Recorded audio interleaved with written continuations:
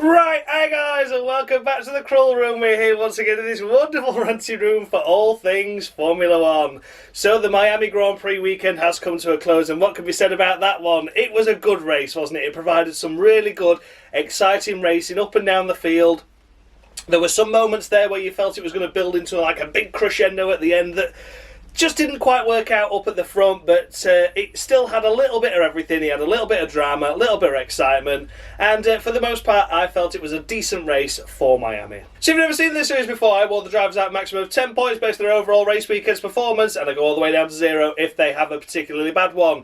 Take a look out for bonus points though. There's sometimes an offer of some drivers to do something extra special during the race, and on the rare occasion I do award minus points to those drivers to do something extra special, but for all the wrong reasons. As this is a sprint race format, the second sprint race of the season, I have introduced a new system now where what they do in the sprint race is separate to what they do in the main race itself, and if they have a particularly good sprint race they can receive up to 3 bonus points on top of their additional race weekend score. So keep an eye out for that. Not every driver will be eligible, of course, and the sprint race is taken into consideration if they do something really bad or something really good, but if they're just fair to middling, I tend to ignore it. Let's take a look at the current Crawl Room standings then going into this episode. It's on the screen now for you to take a look at. Have a look and see where your favourite driver is. And based on this race weekend's performance, can you see them going up? Can you see them going down? There was certainly a race of two fortunes once again. The rookies struggling, but some of the main staple teams and drivers did a really good job this weekend. Others, not so much. And we'll take a look at the team standings as well, shall we? While we're here with May as well, haven't we? These, of course, are accrued by what the drivers score and are added or deducted from the team's tally. However, the team's total is totally independent as well, as you can see there. RB on some minus points, Ferrari on some minus points. If I feel the teams have let the drivers down, I can award minus points. If I feel the drivers are letting the teams down, I can plus points as well. So it does run independently as well as a running total from what the drivers score as well. So with all the terms and conditions laid out then, let's carry on, shall we? Let's start with the race winner. Oscar Pastry, what's your favourite pastry? Doing a hat-trick, 3 victories in a row. The first time for McLaren since 1998 that has happened. It's unbelievable to think that, isn't it? Unbelievable, but it has happened, and Oscar Pastry takes 3 in a row, now has more victories in the sport than his own teammate Lando Norris. Oh dear, oh dear. What can be said for Oscar's weekend this weekend? He drove really well. The race in itself, he drove well. He was unlucky in the sprint race to not take the victory there due to the timing of the safety car. But in the main race itself, he was fortuitous and fortunate with the battle that happened ahead with, of course, Lando and Max. He then spent a few laps trying to get round Max, then managed to do it, and then just broke away from there, and we never really saw much else of him. It looked at one stage like Lando was closing him back in again, but he was always just under control, I feel. Always kept it within that 4-second window, and there weren't really any dramas, were they? The only thing to note about Oscar's weekend that wasn't so great this weekend is, of course, qualifying. That McLaren should be doing nothing other than locking out the front row, and it didn't on both occasions, did it? Both drivers letting the team down and not being able to beat Antonelli in the sprint qualifying or Max Verstappen in the main qualifying for the main race on Sunday. So as you already know, when drivers have dominant cars on this series, they get knocked down for the slightest thing that they do. So for Oscar Pastry, for not getting pole position in the sprint race and for not getting pole position in the main race on Saturday, I'm deducting him 2 points and he's getting 8. He's getting 8 from me this weekend. It's a solid score, but again, it's all about that single lap pace. You think how much they could have driven off into the distance had they locked out the front row for both the sprint and the main race itself. It didn't happen though, did it? It didn't happen. They always just didn't quite get their laps together, and that's crucial, and this is what makes or breaks championships, these little fine details. Yes, they've got the most dominant car at the moment. McLaren, there was no match for anyone this weekend. They were just away and gone in their own league, and that's great.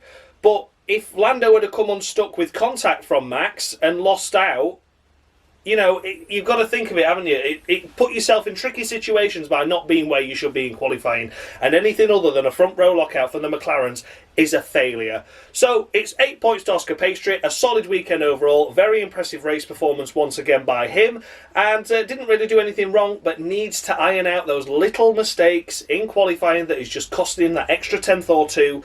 that would lock out the front row for McLaren. And in second place, we come to Lando Norris. Of course, a 1-2 for the McLaren team.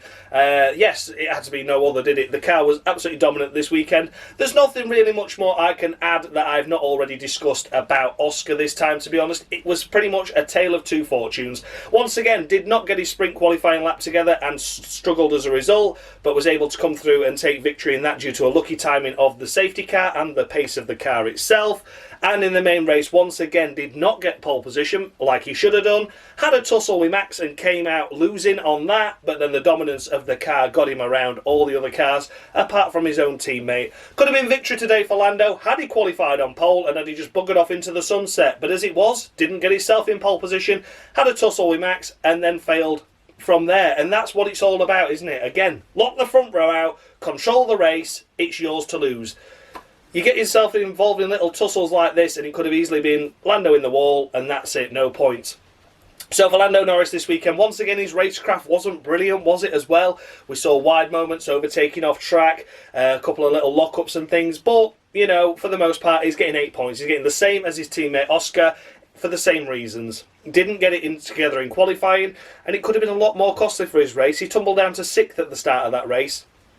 It could have been a whole lot worse. It could have been front wing damage, could have been a puncture, could have been out and in the wall. So, yes, if you want to win this title, Norris, you've got to start getting your pole positions and you've got to control the race from the front. Like I say, he was lucky in the sprint to take up the victory, but it's only a point difference anyway from where he would have been. All much of a muchness. And the main race itself could have been victory, but wasn't because he didn't qualify on pole.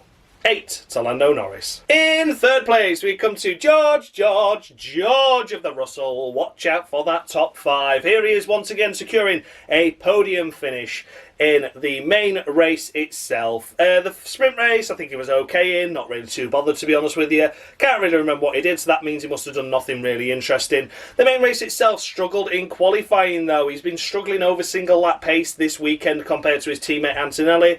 The main race itself, he was looking on course for a 4th place finish. The timing of the virtual safety car for Gabriel Bortoletto's car that broke down enabled him to have effectively a half a timed pit stop. Instead of being 20 seconds, it was only 10 seconds, and that got him ahead of Max Verstappen, and Max was unable to maintain anything really. Closed up to within about a second and a half, but then was in the dirty air and couldn't get within DRS to overtake George. So George sort of looked into a podium this weekend, but the race pace was a lot better than he had over the single lap pace. Once again, George doing a solid job this weekend and this season. Even when it looks like his weekend's not going so well, he still manages to pull something out the bag. It's 8 points to George Russell as well for me. I think that's a solid effort, good job. But again, qualifying, not as impressive as his teammate. Looked into a podium there, maybe should have been a P4 finish, but looking at the pace of Max, maybe George would have got him anyway. Difficult to say. But yeah, 8 points to George of the Russell for what is another solid performance. Finishing in 4th place, we come to Max Verstappen in the Red Bull, securing pole position for the main race itself. No one has ever started in pole position and won Miami, and that trend continues this time around. Not even on the podium, unfortunately. I think he could have got a P3 out of it, but again, the timing of that virtual safety car was just unfortunate. He lost out as a result, and then the car just didn't have the pace to be able to catch up to the back of that Mercedes car. Yeah, Max this weekend overall, I think it was a solid weekend, but there was more that maybe he could have done. I think he got a little bit tetchy on the radio again, didn't he? Complaining about the brakes as Oscar passed him. And I don't want to criticise him too much, but I just felt this wasn't the best we saw of him. Don't get me wrong, the wheel-to-wheel combat was fantastic. The amount of time he held off from the McLarens was amazing, considering how much faster those McLarens were, and I am not doubting Max's talents. That lap he did in qualifying, of course, had to be sublime to beat him, and he did that. He pulled that extra little bit out of the bag and did a really good job. But for me this weekend, you know, it was just, I think it should have been P3 anyway. I think he should have been able to overtake George, even with that virtual safety car timing, which was unfortunate. Maybe I'm being a little bit harsh there, but I hold Max to such a high calibre, And I just felt he felt a little bit short of that. Once he became a little bit defeatist, didn't he? And I've not really seen that much of him for quite a long time, so that was unfortunate. Of course, the sprint race itself, he took Antonelli out, unsafe pit release. That wasn't Max's fault, so I'm not holding that against him. But a disastrous weekend, really, for the Red Bull squad overall. It's a solid 7 to Max this weekend for me, for him. I think he deserves a solid, respectable score, but I don't think he did anything overly exceptional in the race to get any better position. And I think that's harsh, but I hope you understand where I'm coming from. It's not criticism, it's just I saw a bit of deflation in him, and I don't like to see it. 7 to Max. Securing 5th place, and without a shadow of a doubt, my driver of the day. My driver of the weekend, even. We come to Alex Albon in that mighty Williams car. Fantastic effort all weekend long by Alex Albon. He did so well, so well. Secured P4 in the sprint race, only for it to be taken away by some bullshit 5-second time penalty for driving too slow under the safety car. What a load of shit. It finished behind the safety car, no one lost out, it's just because they hate it. So he lost 5 points there, unfortunately, which was no fault of his own, really. I mean, I know it's systems and timings and bollocks, but it doesn't matter. The conditions were tricky. Everyone was finishing behind safety car anyway. Yeah, a load of crap that. But nonetheless, Alex, an impressive performance. Got the car into SQ3 and then secured a P5 finish on the road. Elevated to P4 as a result of Max Verstappen's time penalty initially, and then tumbled outside the points as a result of his own time penalty, which was utter bollocks.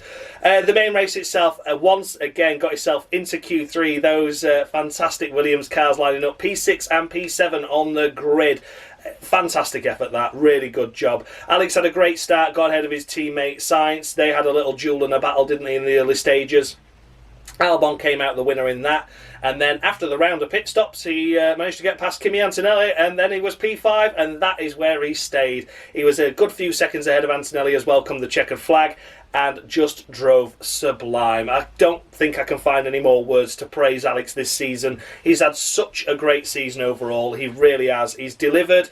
Sainz is coming alongside him, and he stepped up to the mark, which a lot feared he wouldn't be able to do, but I think that's what he needed. He just needed a teammate to give him a kick up the arse, and that's exactly what he's had. And it's great to see Alex thriving in Williams. It's great to see Williams doing well.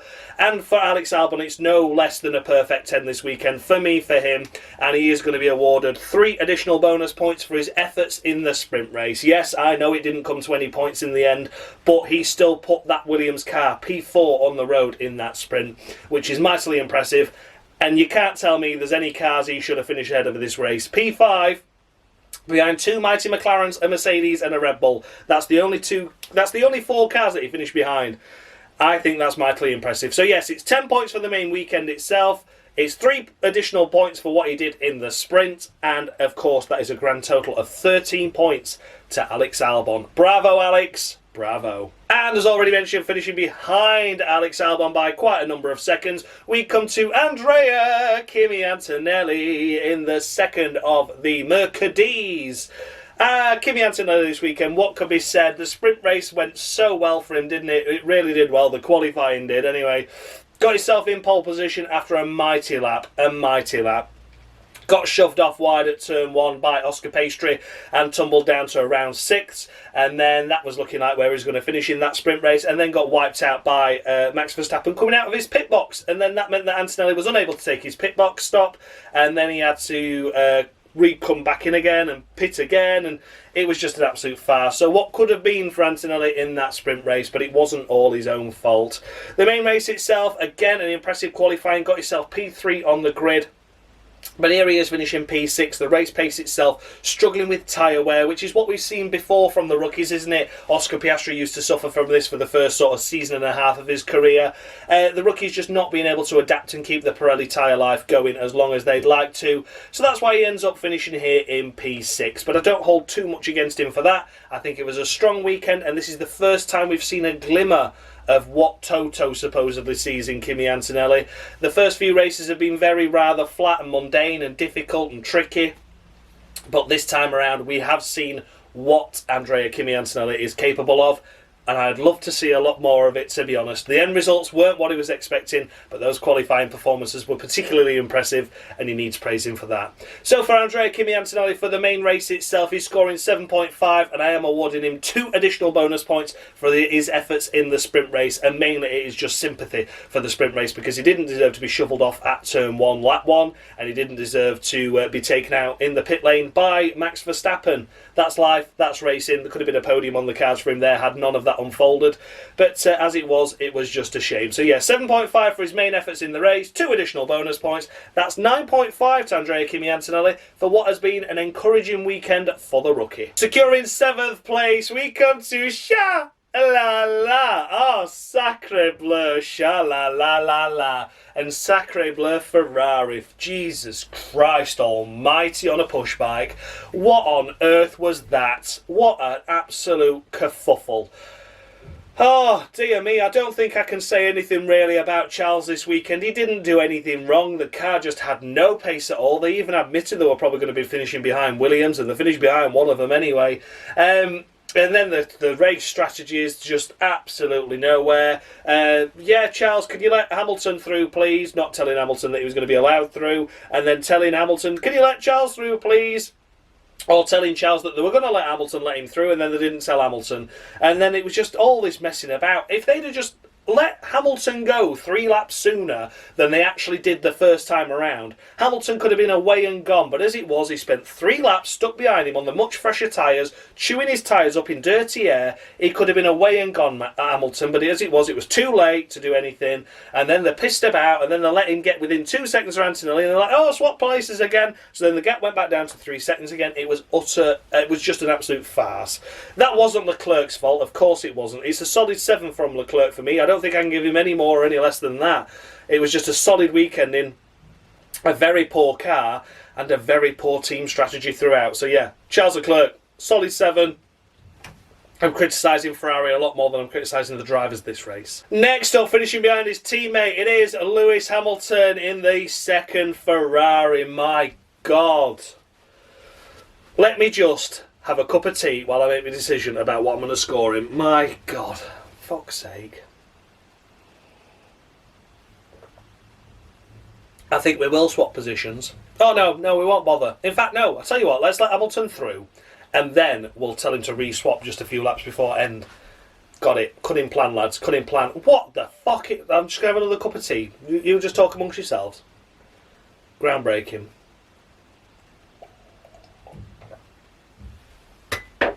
Oh, lovely that. I really enjoyed it. So yeah, Lewis Hamilton this weekend. What a frustrating weekend. Unbelievable stuff. I'm aware qualifying didn't go too well. He was outside the points. He was outside Q3. He got eliminated and qualified 12th. The sprint race, of course, they actually got some strategy right and made the right strategic call to pit him onto the slick tyres quicker and earlier, and that netted him a podium overall, so that's a good job. But this main race itself, for fuck's sake, he went on the hard tyres, he did a great job on the hard tyres, made progress through the field. Then when he pitted for the mediums, came up to the back of his teammate, and then they're like, yeah, you're just going to stay there now. Just stay there behind Charles on the slower compound of tyre. I just cannot believe it. I'm lost for words, absolutely lost for words. And like I said, Hamilton was like, do you want a cup of tea while we make this decision? Because there's just no point me being here at all. It was the first time we've seen him incredibly frustrated. Fucking annoying it was. So annoying. And then, of course, he managed to get around Leclerc, and then a few laps from the end, they were like, yeah, can you let Charles back through as well, please? He's like, do you want me to let Sainz through as well while we're at it? Like, what are you doing? Like, yeah. So I totally understood Hamilton's frustrations on the radio this time. He wasn't shouting, he wasn't swearing, he wasn't kicking off. He made valid points throughout, and yeah, he was justified. He was justified in what he was saying. Utterly frustrating. So Hamilton this weekend gets 7 from me for him. It was a solid race weekend's performance, and he's getting 2 bonus points for the just utter sympathy of dealing with that shit show of a Ferrari team strategy. Because he could have had Antonelli. Had they let him through immediately, they could see we're coming on much fresher medium compound tyres. Leclerc, move out of the way, let him go. If they'd have done that instantly, it'd have had about 15 laps to go after Antonelli. But as it was, by the time they finally pissed about making the decision, there was about 10 laps left. And then they decided to re-swap positions at the end anyway. Like, I just don't get it. So, yeah, Hamilton could have had P6 this race, ended up with P8 due to Ferrari strategy. Unbelievable. So, yeah, 7 and then 2 additional sympathy points. That's not even for the sprint, that's just sympathy. So he gets 9. 9 to Hamilton this weekend. It didn't deserve a 9 the weekend overall, but I felt he just needs a couple of bonus points to just, recover from that situation that he's had to endure. Next up, we come to the second of the Williams in Carlos Sainz. Smooth operator. Smoothish. I don't really know what can be said for Sainz this weekend. It was a weekend of what could have been. Didn't do very well in the sprint qualifying, didn't do very well in the sprint race, taking damage and retiring the car, unfortunately. So that's a big while his teammates secured a P4 finish in that sprint race, of course. And then in the main race itself, qualified P6, out-qualified his teammate by 1 position. Fantastic effort. The race itself became a cropper and sort of tumbled down the order a little bit. Then after the pit stops worked out, he sort of got shuffled back a little bit and was ended up behind the Ferraris. Well, he was ahead of the Ferraris initially, wasn't he? Then Leclerc made a move on him, which allowed Hamilton to get through as well. That dropped him from 7th to 9th, and then he was trying to make a valiant effort in catching the Ferraris up, but just didn't quite have the pace to do so. Stuck in the dirty air, and then tried to make a late move on Hamilton at the final corner of the last lap. I think the move was on, to be honest. He didn't get a penalty for it, I don't think. And I think last lap lunges, quite acceptable. No one got hurt, no one got severely damaged. It was a position that was worth 2 crucial points additionally, had he been able to score them. So yeah, it didn't work out, but P9 in the end. It was an okay weekend by Sainz. Could have been a lot more though, however, judging where Albon finished both races this weekend, of course. So it's 5.5 to Carlos Sainz, slightly above average, but very much an average weekend's performance. And picking up last of the points paying positions, we come to Yuki Tsunoda in the second of the Red Bulls. Qualified his P10 and finished P10. Had a difficult sprint qualifying, but was able to pick himself up into the points paying positions as a result of the penalties for cars ahead and for the fact he was an early adopter of the slick tyre, which worked out well. So I think he picks up 3-4 points this weekend overall, something like that anyway. Not great, but at least it's something, isn't it?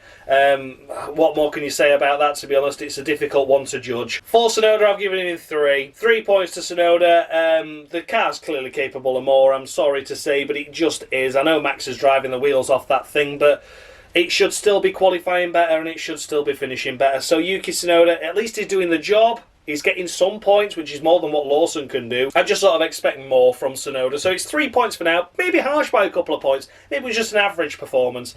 But I hold Tsunoda to such high esteem. At least he's getting something, but I expect more from him. So yeah, 3 to Tsunoda, and that's that. Finishing in 11th place and just outside the points, we come to the first of the Visa Cash App Maxi Tampon Hugo Boss RB. Buy one, get one free. Don't forget your AlphaTauri, your Toro Rosso, your Minardi. That's right, it is Isaac Hadj. Isaac Hadj. Isaac Hadj. Isaac. That's right, it's Isaac Hajar. Unfortunately, just missing out on the final points paying position by 1/10 of a second because Yuki Tsunoda had a 5-second time penalty for speeding in the pit lane. He came within 5.1 seconds, but not quite within that 5-second window to secure a point for the Visa Cash App Maxi Tampon squad. Isaac Hajar's weekend this weekend was very much an average performance. Okay, outperformed his teammate, but what's new there? Fucking Liam Lawson. But yeah, Isaac this weekend, I think, did what he could with the car he was given. The livery was stunning, by the way. That lovely pink livery of that RB was absolutely stunning, wasn't it? It was advertising a new brand of Red Bull, I think, wasn't it? Or something like that. But either way, great car. Shame he didn't deliver any points. But yeah, it looked stunning on track. And Isaac Hajar, I think maybe could have scraped a point, but just didn't quite do it this time around. The Williams being up there was the biggest one, weren't they? They were in a sort of league of their own for the B teams. So Isaac Hajar this weekend gets 6.5 from me. Yeah, good effort overall. Nothing overly special or spectacular, though. 12th place, we come to the first of the Haasmobiles in Esty Bestie, oh, con, Esty Bestie to you. Ain't like Esty Bestie, oh, con. Yes, Esty Bestie Ocon has nowhere this weekend, unfortunately. Ocon managed to grab it into Q2, and then the race itself looked like he was on the fringes of the points. Here he is finishing P12, but could never quite get into that top 10 position. Race pace once again from Haas looked better than single lap pace, but where they ended up qualifying sort of put them on the back foot immediately, and then just weren't able to recover. It's a solid 6 for me for Esty Bestie this weekend. I can't remember what happened in the sprints, so that means I don't care. But yeah, 6 points to Esty Bestie.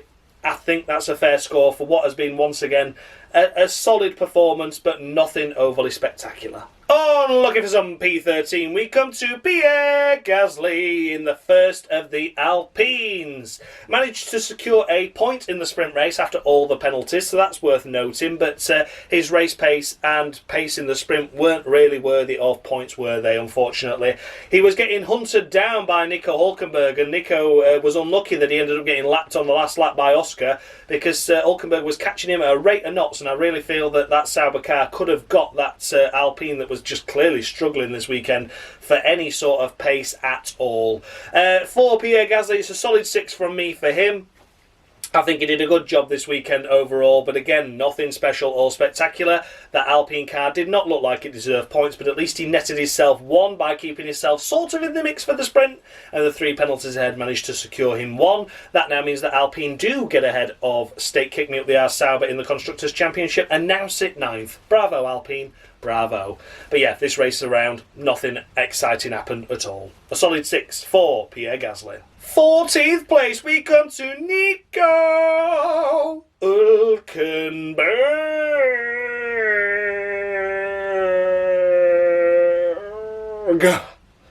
Oh, needed that. What can be said for Nico Hülkenberg this weekend overall? I think there was more in the tank of that Sauber car this weekend, unfortunately. But it just didn't work out. The sprint race, of course, qualifying himself in P11 for that. P11, what a stunning effort in the race itself, though it came undone, didn't really get anything from that. But a P11 start in that one. High hopes going into the main race itself for the main qualifying. Unfortunately, didn't get his lap together and ended up 16th and out in Q1. There could have been more in the tank of that one. The race itself, though, there were 2 opportunities for State Kick Me Up the Arse Sauber to pit Hülkenberg under the virtual safety car, which they failed to do on both occasions. And that meant then that when he finally did take the pit stop, he took it under green flag conditions and lost double the amount of time. So I honestly believe that Hülkenberg would have been a P12 finisher had they pitted him under the virtual safety car at any one of those opportunities that they had. I know he was aware, I know he started on the hard tyre compound, but even so, look at what George Russell was able to do. He pitted early in that first round of virtual safety cars, got a free pit stop gain position. They could have done the same with Hülkenberg, but didn't, and that's very unfortunate because there was a P12 there on the cards for Nico. It wouldn't have been points, but it's something, isn't it? It was an encouraging race from him. The way he was hunting down Gasly at the end proved that that Sauber car with no fuel had the pace to do something this weekend. So that's slightly more encouraging. The single lap pace was slightly more encouraging.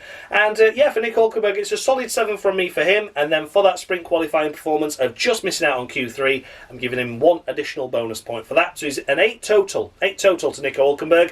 It's a shame. There's a P12 position there on the cards. And look at how many penalties there were in the sprint race. You know, that could have then, if there been any penalties afterwards for like Sainz for the contact, for example, you know, cars being underweight, things like that, it could have maybe scraped him into a point. It didn't, and it wouldn't have done, but P12's a lot better than P14 over the line when you're fighting for every available position. So yeah, a team error there, strategic team error not to pit Hülkenberg under the virtual safety cars at any time that they had the opportunity to, and sad to say that P12 ended up being P14, but that wasn't no problem or fault of Hülkenberg.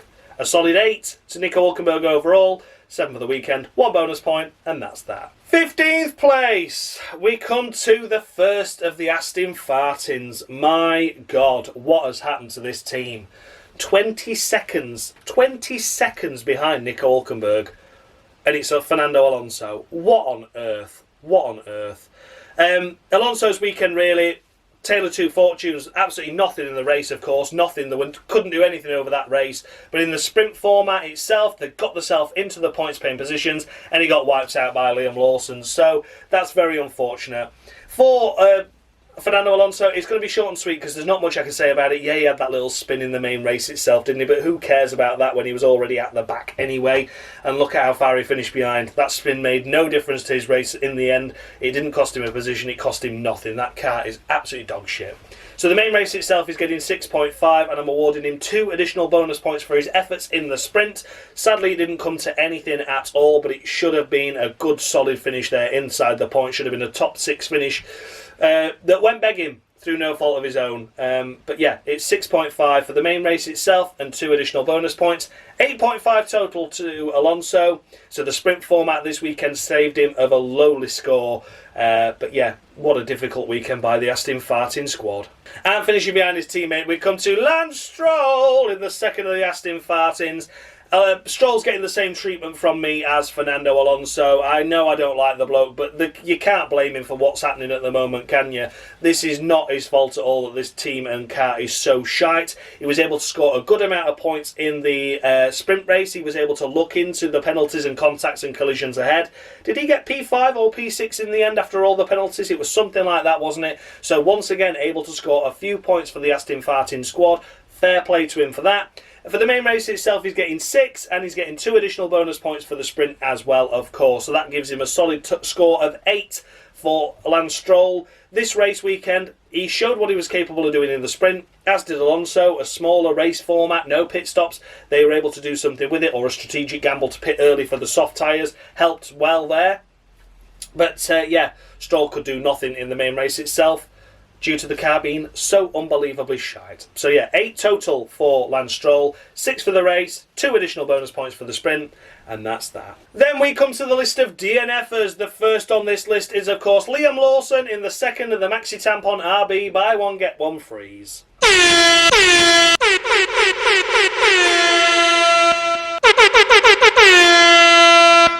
Becoming the first American driver to grace the Formula One grid in over 10 years, everyone was expecting big things. Sadly, no decent result ever materialised. Now, there's a surprise.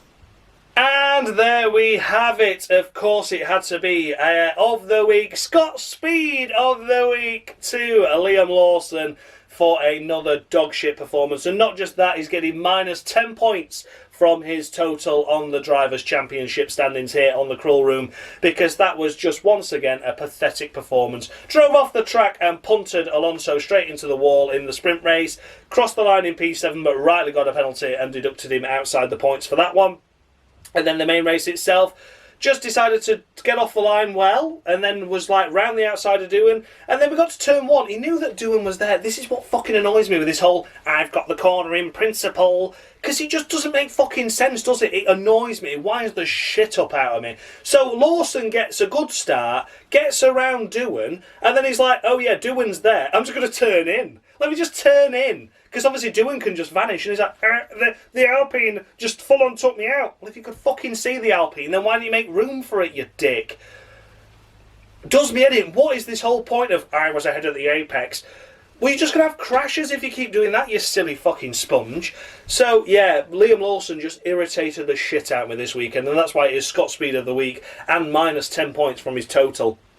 Because it was just pathetic. You just drive off the track and punt a car off, and then the race start. You've got all the room on the left, and don't tell me there was cars around him, because there weren't. You watch that replay. He had all the room in the world to give Doohan space. He could take the wider line and then cut in and get him in the turn 2, turn 3 fast complex. No, he just went in like that. I've got the corner. Bang! Get out of the way, Jack. Where could Jack go? He can't just vanish. I just don't understand this I was ahead at the apex thing, because it just doesn't fucking work. You can't just go barreling round the outside and then just take the corner like the car's going to magically disappear. So yeah, Lawson suffered the consequences of that. Floor damage, trundling round at the back, and then retired him. Fucking fantastic. Get rid. He's annoying me now. It really is. I thought he'd come in and do some big things, but instead he's come in, made his mouth, I'm not here to make friends, I'm not here to score points, I'm just here to have accidents and whatever fucking else he was saying. And he's just irritated me now, he really is. He's gone massively down in my estimations, like a plane falling from 30,000 feet in the air, because he's just fucking free-falling, isn't he? He's not catching a break because he's not able to learn and understand what's right and what's wrong at the moment. Two stupid accidents this race that were both totally avoidable. He could have not hit Alonso and could have picked up a point. He could have not fucking took Jack Doohan out and took himself out of the start by just giving a little bit of space rather than just chopping straight across a car that can't disappear. And he might have had a good solid result. It might not have been points, but it could have been a top 12, something like that. You don't know what's going to unfold, do you? But yeah, it just takes himself out of... just fucking infuriating. So yeah, minus 10 points in Scott Speed of the Week to Liam Lawson. Really irritating the shit out of me now, that guy. And that's unfortunate, because I had high hopes for him going into this season. But yeah, didn't happen, did it? Then we come to Gabriel Borletto in the second of the state. Kick me up the arse, Sauber squads. Unfortunately, at 4 retirements, as you know, they can only score a maximum of 5 points on the board, and that's exactly what Gabriel Borletto is getting. 5 points to him for this weekend's performance. A power unit issue, unfortunately, sent him out of the race. Yeah, big shame really, big shame. He had a good qualifying in the main race itself, so they were running around in P13, P14, weren't they, at one stage of the state cars. Bortoletto went for an early stop. He was an early adopter of the stop, so was just looking to climb his way back through the field, and then unfortunately the power unit gave out. No fault of his own. Bortoletto, solid performance this weekend, no real dramas, which is good to see. Wish I could score him more, but I can't. That's the rules I have implemented, that a retirement can only score 5, and that's the maximum he's getting. 5 points to Bortoletto, and hope to see him come back stronger next time out. Next up we come to Ollie Bman, sadly another rookie and sadly another one out with a power unit issue. We saw it fail live, didn't we? We just went, oh, big puff of smoke there and a little bit of liquor flame out the back, and that was that, unfortunately. Lost all the hydraulics, lost everything, and the car shut down on him. Again, caused a virtual safety car. That wasn't any fault of Behrman's. He did a good job considering the car had completely collapsed and died on him to get it somewhere remotely safe, really. Yeah, it's an unfortunate one for Behrman, but his qualifying pace is just really not there, is it? We know Haas is struggling over a single lap, but he just keeps propping up P20 at the moment. I don't know what the hell's happening. He's like a couple of tenths off the next car as well. It's not like he's a couple of tenths from getting through into Q2. He's just propping up the back of the field. Behrman, did he get some points and then get a penalty as well? I can't quite remember in the sprint, but either way, it didn't matter because he didn't get anything. And the main race itself, like I say, he was looking to make progress from a poor qualifying, but then just his car let him down. It's 3 out of the maximum of 5 that Behrman's can score this weekend. Yeah, an unfortunate error by the team, by the power unit failing. But Ollie needs to get his 1 lap pace together. I know it's not a good car over a single lap, but there's Q2 appearances in that as an absolute minimum. So, yeah, iron those mistakes out, Ollie, and then you're going to be knocking on the door of points more often. But today just wasn't your day. 3 to Behrman. And then last but by no means least, we come to Jack Doohan in the Alpine, of course. We already know what happened to him. We've already discussed about it with Liam Lawson. Jack Doohan did a good race, actually. Did a good performance in qualifying for the main race itself, I should say. Out-qualified his teammate Pierre Gasly, and then was looking to just, compound that in the start of the race, take a gentle approach to it.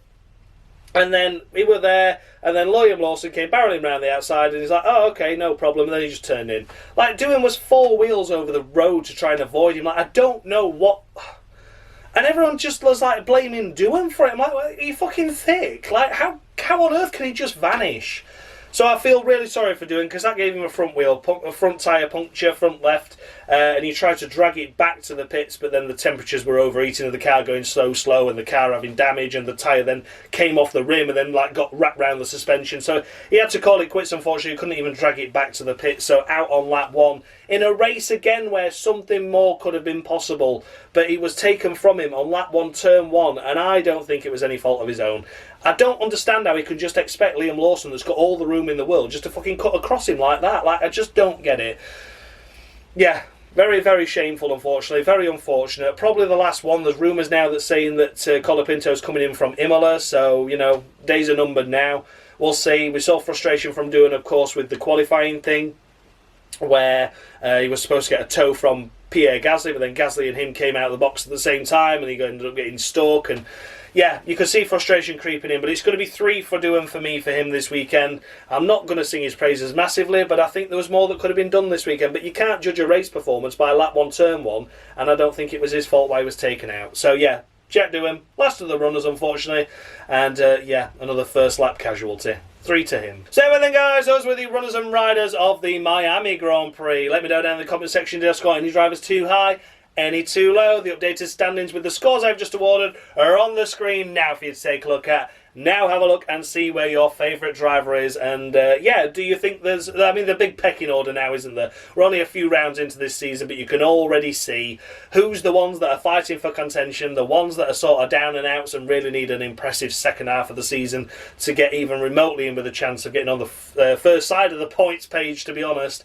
But yeah, overall, it's a great championship. It's very close, it's very tight. One wrong error and a one of the week can see you down the back and send you packing. But for now, the drivers are doing a solid job with the vehicles they've been given. So before we head over to the team standings like we normally do, I have some adjustments to make on the team standings. Of course, as we already know, the drivers score their points, gets added together or deducted, whatever happens to the drivers happens to the constructors, and then I do some rearranging as well independently. So for Williams, I am adding 5 additional points to their tally for the Crawl Room Championship due to the 5 points that they lost in the sprint race due to no fault of their own. I feel that was a very harsh 5-second time penalty, which dropped Alex out of that P4 position, and I don't think they deserved it. So yeah, 5 additional bonus points to Williams, and then Ferrari for their amazing strategic calls and gambles this weekend, and for making sure that they pissed off both drivers royally and going no positions in the race whatsoever by their stupid antics. It's minus 1,000. Well done, Ferrari.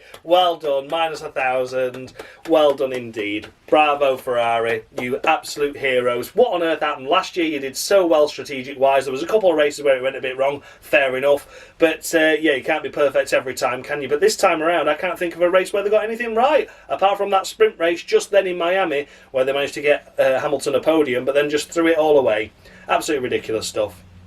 A massive thanks as always goes out to Dan Bartlett, of course, formerly of Mushy Gaming, for providing me with the scoreboard that you see on your screen, for the driver icons in the corner of your screen, and for the intro as well. Without him, this series would be more pointless than it already is, and who can forget Dave F1 Games PlayStation for providing me with the of the weeks that we all know and love. So I will see you all in a couple of weeks' time for the next round, wherever that may be. Is it Imola? I can't remember. But yes, I'll see you all then. Thank you so much for watching, guys. Thank you for your continued love and support with the series. And I'll see you all again very, very soon. Thanks a lot for watching, guys. And as always, much love.